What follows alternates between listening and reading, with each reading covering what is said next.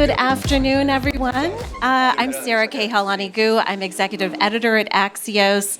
Thrilled now to continue the conversation. We're moving next to the business side, to aviation in particular. Please welcome our next guest. She's leading sustainable aviation in the airline industry, Chief Sustainability Officer at Delta Airlines, Amelia DeLuca. Welcome.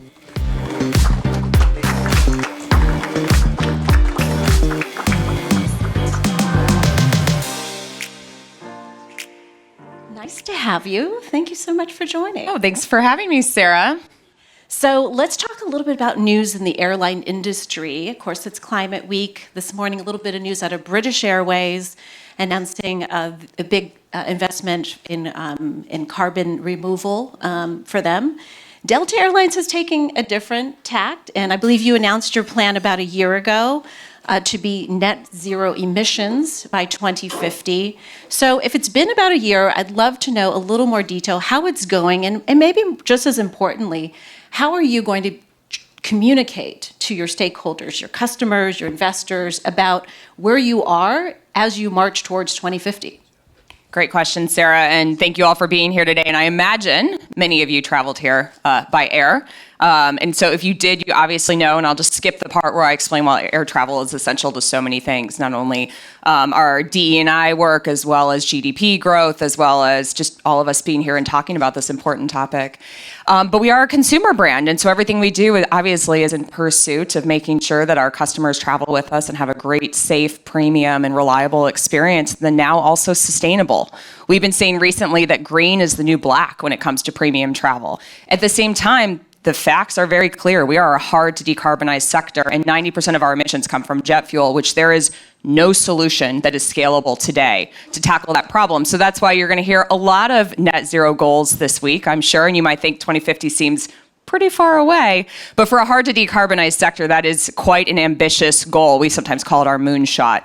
It's going to take us a little while, but it's going great in the sense of we are doing what we can do today to control what we can control and bring down our jet fuel footprint while trying to scale the solutions of the future. In particular, you're going to hear me talk a lot about sustainable aviation fuel, or SAF, today. That is really the only scalable solution to essentially replace the fossil-based jet fuel that we use today with more sustainable feedstocks, such as used cooking oil or corn-based ethanol, or in the future, a synthetic fuel that would have a zero emissions footprint. But it's going great in the sense of, our customers are coming along with us on the journey. They really believe in the mission. 75% of our HVC customers, no matter what the generation is telling us that they expect us to be more sustainable, and they respond really positively. We'll talk in a second about our paper cup that's coming later, but they're really excited about what they're doing in terms of both what they see as well as many of the things that they don't see that we're doing every day. Great, and I think that's the cup is a good segue, because there's short-term things that you can do as an airline and longer-term things like fuel. As someone who used to cover the airline industry, I have a warm spot in my heart for it. I do know that basically it comes down to weight, right? How much everything weighs. It's amazing even how much the paint on an airplane weighs. It's bananas. But you've been working on a cup, and so to those who may be skeptical, we have the actual cup, which I was kind of hoping would maybe look a little different than a normal airline cup. But anyway, tell us how amazing it is, or why is it going to help you towards this goal? Well, great. Let me step back for a second, and we'll come back to the cup. And sorry that we didn't blow you away on the cup, Sarah. But I will say, as many of you probably know, getting a non-plastic lined paper cup is pretty much next to impossible. And then when you layer on the fact that it has to work in our operation, so if anyone's been on a Delta flight recently, you have best-in-class service from us. But part of that is from our amazing flight attendants who don't have the time to be unnesting cups, right? So they have to come out really quickly. And then, of course, we have such an amazing service. So if you've had an alcoholic beverage or a hot beverage or a cold beverage, it all now has to work in the same cup. Did you say unnesting cups? Unnesting, okay. Yeah, right.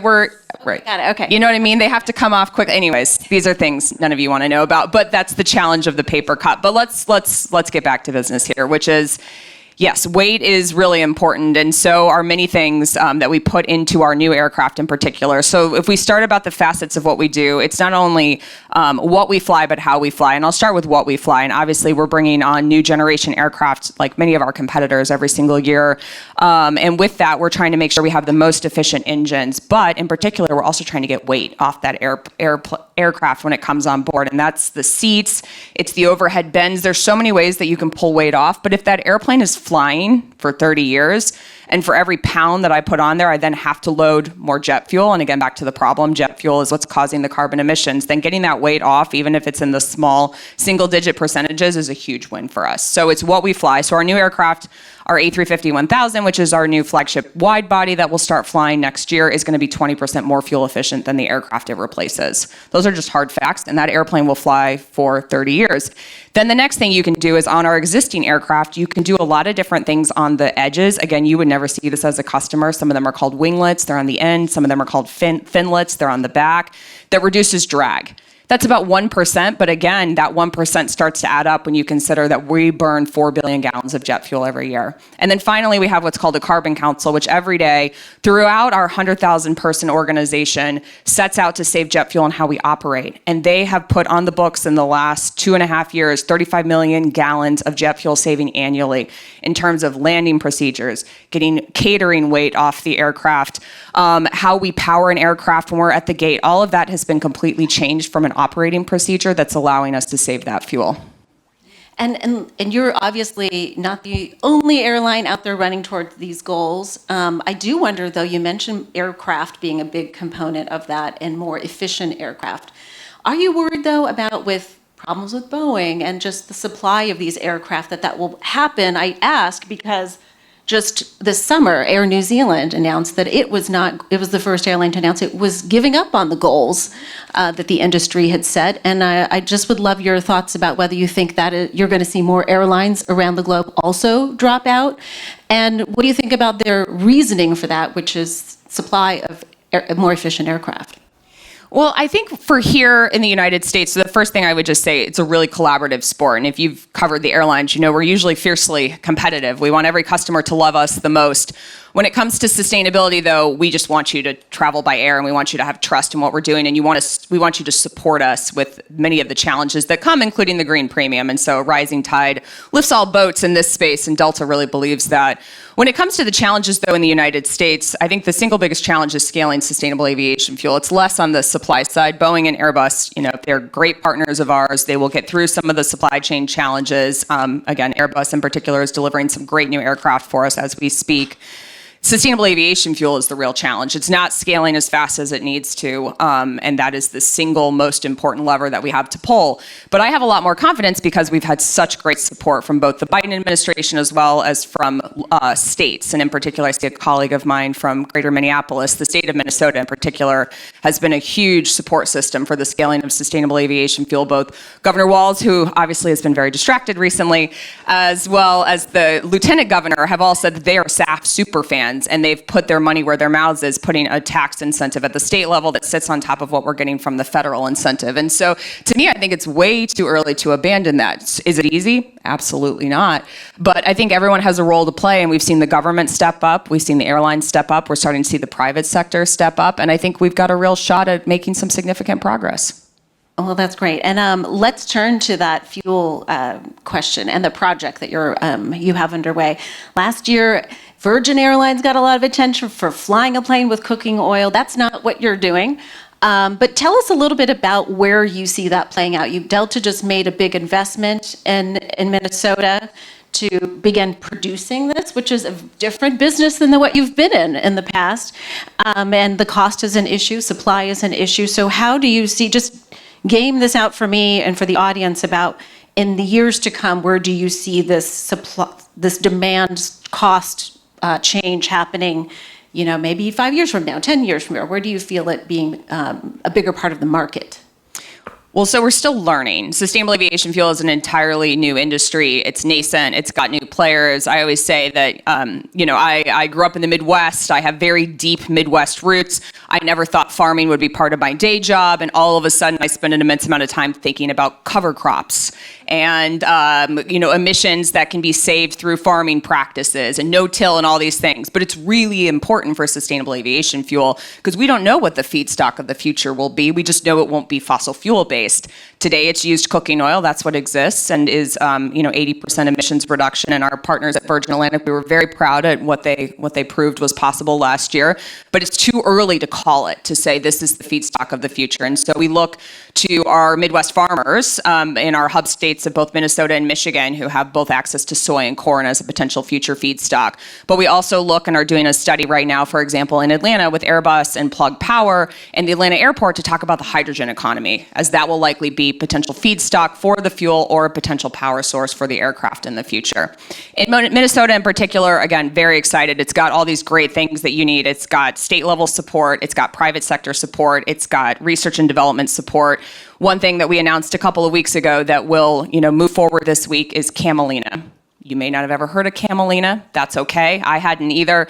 It is a winter cover crop, so it's planted in between planting season in Minnesota. It's a very, very small oil seed that when crushed can similarly be turned into sustainable aviation fuel. So our partners at the University of Minnesota have been growing that crop.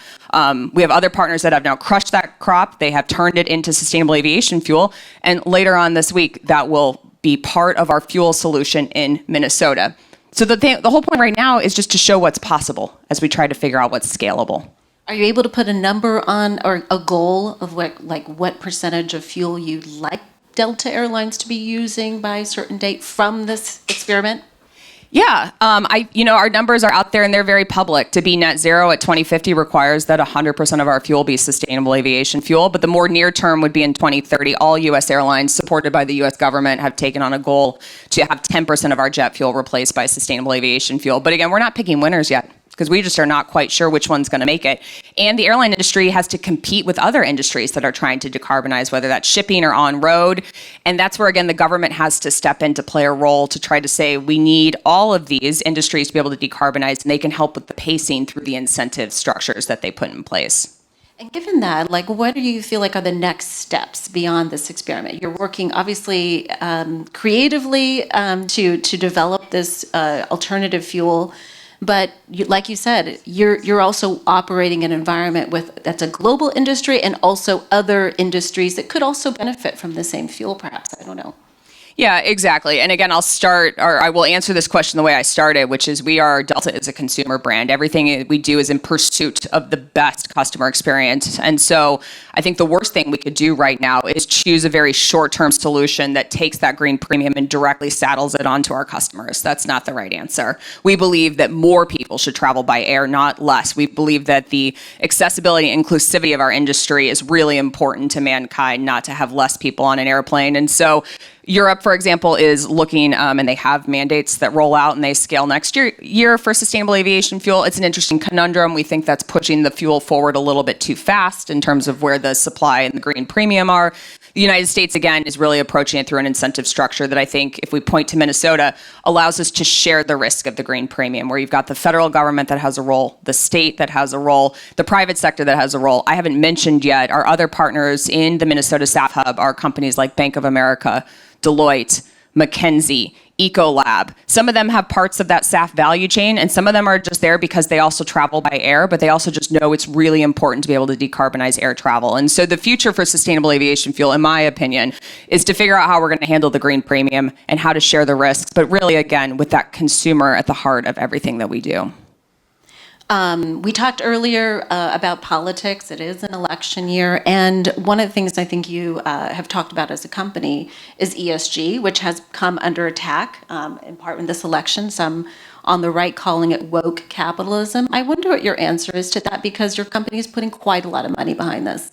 I would point to two things. I'll start with SAF and then I'll switch into the broader company. Sustainable aviation fuel is truly a bipartisan topic because it's both helping to decarbonize air travel, but it's also really helping to support rural communities and farmers by bringing an entire industry, which is often overseas, onshore, and it's helping have that certainty that a crop like corn, for example, as on road starts to become electrified, that there is still a use case for that ethanol. And so I think we've had huge bipartisan support. The state of Georgia has become really supportive for sustainable aviation fuel. Many states, both red and blue, are supportive of SAF, which is great. I think as a company, it's just fact-based. A gallon of fuel that is saved, sure, it helps the planet. It also helps Delta's bottom line. So it's a pretty straightforward answer that I have when I get questions about that. It's cost savings today. It's future-proofing costs for the future, whether it's through regulation or just where consumer minds go. It's helping to grow market share and brand preference because it matters to consumers. It's helping to meet our customer needs where they're at. Again, a Deloitte or a Bank of America, their carbon emissions come from air travel. And so we have to meet their needs with the products that we're offering. And then finally, obviously, our employees demand it. So to me, there's 5 different reasons I can give for why this is the most important thing that Delta's doing right now. And no election outcome will change that. All right. I have one fun thing to end the program, this segment today. You travel a lot, I imagine. You've talked about it. What is your one, as we all do, I would love to hear your one sustainable travel hack. Sure. I will just say I always fear as a sustainability person to give advice like this because then people feel like I'm shaming them. And so just to be clear, we all have our things that we can do sustainably and things that are much harder for us to do sustainably. So wherever you're at, just we meet you there. For me, I would say a couple different things. So one, I mentioned jet fuel a couple times. If you pack more in your suitcase, that means we have to load more jet fuel on for you. So I would just say when you're thinking about your shoes choices or whatever it may be, unless you're in Vermont, which has great beer and you need to take the beer back to Atlanta, then I'm just saying you can put the beer in the suitcase and don't worry too much about it. That's a personal example where I went against my my advice. The second thing would be public transportation or electric vehicles to the airport is really important. Bring your own water bottle. If you're traveling on Delta or a competitor where we offer a pre-select option, please pre-select. That means we won't have to load that meal. And then eventually, if you have the option to participate in sustainable aviation fuel, whether it's through your company's program or your personal program, we would really ask that you could help us support that. That means a lot to us and it goes a long way. All right, thank you. I feel like a smarter traveler already. I don't know about you. Thank you, Amelia, for your advice, your thoughts, and stay tuned. We have one more segment. Thank you.